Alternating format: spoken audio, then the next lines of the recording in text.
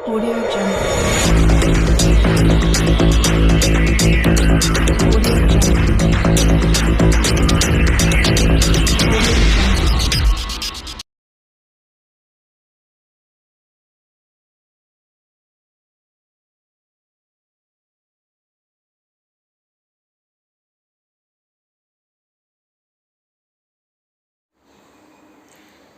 Good evening बच्चों। आज आपका हाफ ईयरली असेसमेंट शुरू हो गया है सितंबर 2022 और 8वीं क्लास में पहला पेपर जो था वो गणित का था। तो आज हम इसका सॉल्यूशन करते हैं पेपर का। कुल क्वेश्चन है आपके पेपर में 23 क्वेश्चन हैं। हम कोशिश करेंगे जितने क्वेश्चन आज हो सकते हैं, नहीं तो हम इसका पार्ट 2 भी बनाएंगे। पहला क्वेश्चन है 0 का व्युत्क्रम खालिस्तान है। क्या पूछा है? व्युत्क्रम। मैं आपको सभी एक्सप्लेन करके बताऊंगी। किसका व्युत्क्रम? 0 का व्युत्क्रम खालिस्तान है। तो व्युत्क्रम बच्चों होता है किसी का भी 1 कर देना, यानी 1/0। जैसे अगर हम एक और उदाहरण ले लें यहाँ पर कि 2 का व्युत्क्रम क्या होगा? 1/2। 2 का व्युत्क्रम क्या होगा? 1/2। तो इसी तरह 0 का व्युत्क्रम पूछा है तो 1/0। और 1/0 जो है वो क्या है? अपरिभाषित है, यानी उसको हम नहीं बता सकते कि वो कितना है, इसलिए इसको अपरिभाषित या नॉट डिफाइंड कहते हैं। तो ऑप्शन आपका है आंसर डी। आपका ऑप्शन पहले प्रश्न का आंसर है डी ऑप्शन। दूसरा क्वेश्चन है दी गई 2 परिमेय संख्याओं के बीच खालिस्तान परिमेय संख्याएं होती हैं। दूसरा क्वेश्चन में बताना है हमने कि 2 परिमेय संख्याओं के बीच कितनी परिमेय संख्याएं होंगी। ऑप्शन दे रखे हैं आपको, केवल 1, केवल 2, केवल 10 या अनंत। इसका भी ऑप्शन आपका आंसर है अनंत, यानी 2 परिमेय संख्याओं के बीच अनंत परिमेय संख्याएं हो सकती हैं। क्वेश्चन नंबर 3 है आंकड़ों 30, 61, 65, लिख लेते हैं इनको यहाँ पर। 30, 61, 55, 56, 60, 20, 26, 46, 28 और 56। हमने बताना है इसका परिसर। परिसर जो होता है बच्चों, रेंज जो होती है, परिसर को हम रेंज भी कहते हैं। तो परिसर जो होता है उसमें हमें सबसे बड़ा इसमें आंकड़ा देखना है। तो सबसे बड़ा आंकड़ा हमें दिख रहा है यहाँ पर स्पष्ट कि क्या है हमारा 61। और अब देखना है सबसे छोटा आंकड़ा। सबसे छोटा हमारा है 20। तो इस आंकड़ों का परिसर ज्ञात करने के लिए हम क्या करेंगे? 61 में से 20 घटा देंगे। 6 में से 2 गया 4, यानी कि 41। और ये है हमारा ऑप्शन सी। तो इसका आंसर हो जाएगा हमारा ऑप्शन सी। आगे चलते हैं। ये क्वेश्चन ऐसे प्रश्न हैं बच्चों कि जो आपको दूसरे पेपर्स में भी मिल सकते हैं, इसलिए अपने कॉन्सेप्ट्स हमेशा क्लियर रखें आप, जिससे आपको कभी भी यूँ ना हो कि हम कैसे क्वेश्चन को करें। अगला क्वेश्चन है निम्नलिखित संख्याओं में से कौन सी संख्या पूर्ण वर्ग संख्या नहीं है। क्वेश्चन को भी ध्यान से पढ़ें कि कौन सी संख्या पूर्ण वर्ग संख्या नहीं है। ऑप्शन दिए आपको 9207, दूसरा ऑप्शन है 9216, तीसरा ऑप्शन है 144 और चौथा ऑप्शन है 10,201। तो वर्ग संख्या होने के लिए इकाई का अंक अगर 6 है, 4 है और 1 है तो वो वर्ग संख्या होगी। लेकिन अगर इकाई का अंक 7 है तो वो वर्ग संख्या नहीं होगी। तो हमारे प्रश्न का उत्तर यहाँ पर क्या आ जाएगा? ए, क्योंकि क्वेश्चन पूछा गया कि कौन सी वर्ग पूर्ण वर्ग संख्या नहीं है। 5वां क्वेश्चन, गुणनफल 1 प्राप्त करने के लिए हमें 8/21 को किससे गुणा करनी है?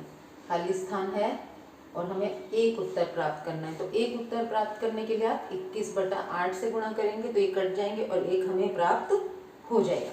और हमारा आंसर है ऑप्शन नंबर डी, जो कि यही है 21/8। 6वां क्वेश्चन, रेखिक समीकरण 5y - 2 = 3, इसको हल करके बताना है अपने y का मान। बहुत आसान है ये।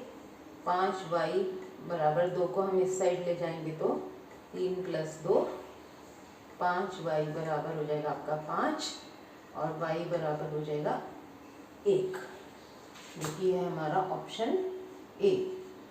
ऑप्शन ए जो है हमारा उत्तर हो जाएगा इसका। मुझे उम्मीद है कि आपको समझ आ रहे होंगे ये क्वेश्चंस। पेपर हो चुका है बच्चों, लेकिन इस पे आप अपनी गलतियों का भी आपको पता चलेगा और जो प्रश्न आपको नहीं आए थे पेपर में वो भी आपको आ जाएंगे, ताकि अगली परीक्षा में आप और अच्छा कर सकें। 7वां प्रश्न आ गया अब हमारा, ये है कि एक अद्वितीय चतुर्भुज बनाने के लिए कम से कम कितने मापों की आवश्यकता होती है? तो चतुर्भुज बनाना है हमने, तो कम से कम हमें जितने माप चाहिए वो है आपका ऑप्शन सी, यानी कि 5 माप हमारे पास होने चाहिए, तभी हम एक चतुर्भुज बना सकते हैं या उसकी रचना कर सकते हैं। अगला क्वेश्चन है हमारा, यदि किसी वस्तु का अंकित मूल्य 1200 रुपये है और छूट 12% है, अंकित मूल्य जो है वो है 1200 रुपये और छूट जो है 12% है, तो वस्तु का विक्रय मूल्य है बताना है आपने। विक्रय मूल्य कितना हो जाएगा ये बताना है हमें। 1200 का 12% निकाल लेते हैं हम, कितना आएगा?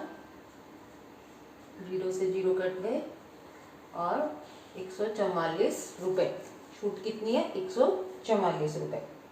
तो 1200 में से छूट घटा देते हैं हम 144 रुपये, तो शेष जो हमारे पास बचेगा 6, 5, 0 और 1, 1056 रुपये, यानी ऑप्शन है हमारा ए, ये हमारा आंसर है। क्वेश्चन नंबर 9, एक अष्टभुज के सभी आंतरिक कोणों का योग खाली स्थान होता है। अष्टभुज का मतलब है कि एक ऐसी आकृति जिसमें आपके पास 8 भुजाएं हों, यानी कि कुछ ऐसी 3, 4, 5, 6, 7 और 8, इस तरह की आकृति। अब इसमें हम देख लेंगे कि कितने त्रिभुज बन रहे हैं। 2, 3, 4, 5 और एक ये बन जाएगा, तो 6 त्रिभुज हमारे पास इसमें बन गए। तो इसके आंतरिक कोणों का योग बताना है आपने। तो एक त्रिभुज में 180 डिग्री, तो 6 में कितना हो जाएगा? 48 का 8, 1080 डिग्री हमारा उत्तर हो जाएगा, जो कि है आपका ऑप्शन सी। अगला क्वेश्चन देखते हैं। फिर से आंकड़ों का जो प्रबंधन है उसी में से आया हुआ अगला प्रश्न हमारा, और हमने इसमें क्या ज्ञात करनी है? माध्य का या मीडियन ज्ञात करना है हमें आंकड़े जो दिए हुए हैं वो कुछ इस प्रकार से हैं। 13, 11, 9, 10 और 12। सबसे पहले हम इनको आरोही क्रम में लिखेंगे, जैसे 9, 10, 11, 12 और 13। तो माध्यिक आपका 11, आंसर है आपका ऑप्शन सी। 11वां प्रश्न है 1/3 2 और 3 के बीच में स्थित है। 1/3 जो है क्या 2 और 3 के बीच में स्थित है? 2 और 3 से ये छोटा है, 2 से ही छोटा है ये, तो ये इसमें स्थित नहीं है। तो ये कथन हमारा क्या है? असत्य। 11वां जो है असत्य। 12वां प्रश्न वर्ग अंतराल 35 और 40 का माप बता रहा है 10।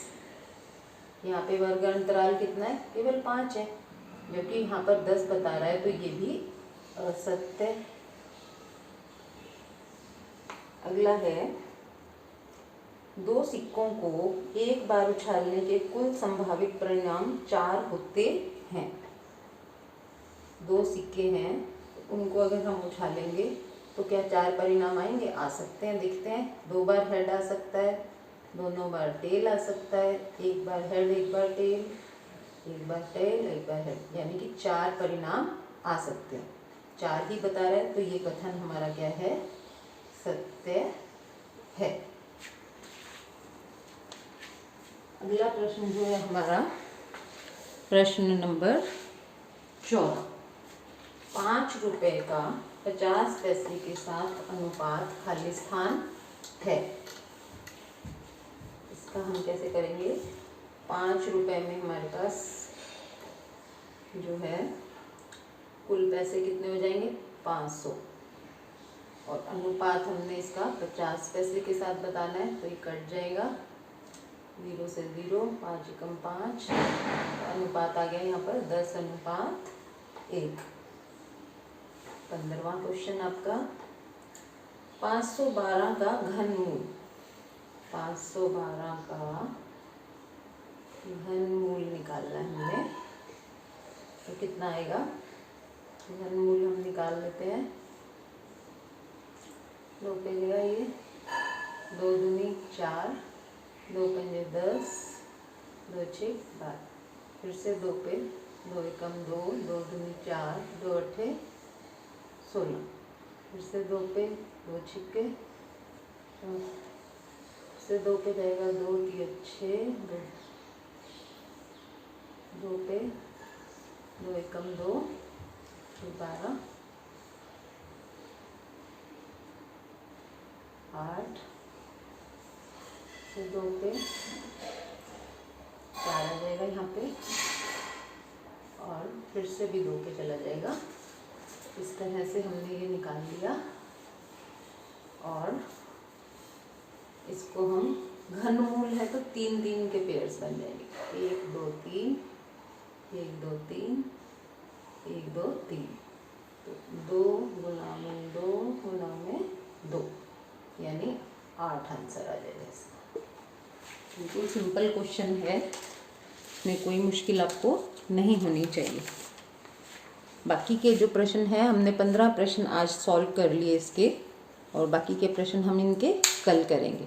आप पहले इन प्रश्नों को देखें, अच्छी तरह समझने का प्रयास करें, क्योंकि इस तरह के क्वेश्चन जो होते हैं बच्चों आपको हर पेपर में मिलेंगे, तो आप इनको अच्छी तरह करें।